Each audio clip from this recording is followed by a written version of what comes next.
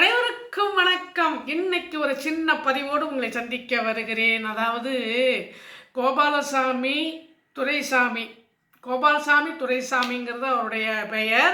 அதாவது சுருக்கமாக கோயம்புத்தூரில் அவரை ஜிடி நாயுடுன்னு அழைப்பார்கள்.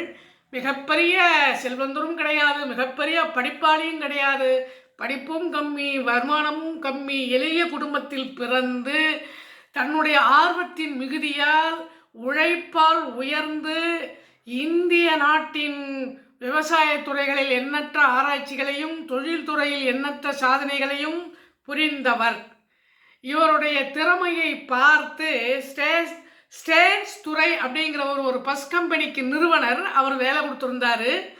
சரி, இந்த பையன் நல்ல திறமையான பையன், இவனுக்கு ஒரு பஸ்ஸை கொடுப்போம் அப்படின்னு சொல்லி ஒரு பஸ்ஸை கொடுத்து, இதை வச்சு நீ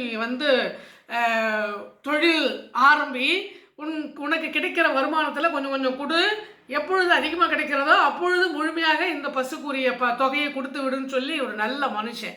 அதாவது சூரிய வம்சம் படத்தில் சரத்குமாருக்கு ஒருத்தர் பஸ்ஸு கொடுத்தாரு, காசு கம்மியாக வாங்கிட்டு தான் கொடுத்தாரு. அவர் இந்த ஒரு பஸ்ஸை வச்சு எத்தனை கம்பெனிக்கு சொந்தக்காரர் ஆனாரோ அதே போல் ஜிடி நாயுடுவினுடைய வாழ்விலும் நடந்தது. மிக அற்புதமான உழைப்பாளி, மிகப்பெரிய உழைப்பாளி அப்படின்னு சொல்லலாம். நாமும் உழைத்தால் உயரலாம் என்பதற்கு இவரெல்லாம் ஒரு உதாரணம் என்பதை மனதில் எடுத்துக்கொண்டு உழைத்து முன்னேற கற்றுக்கொள்ளுவோம்.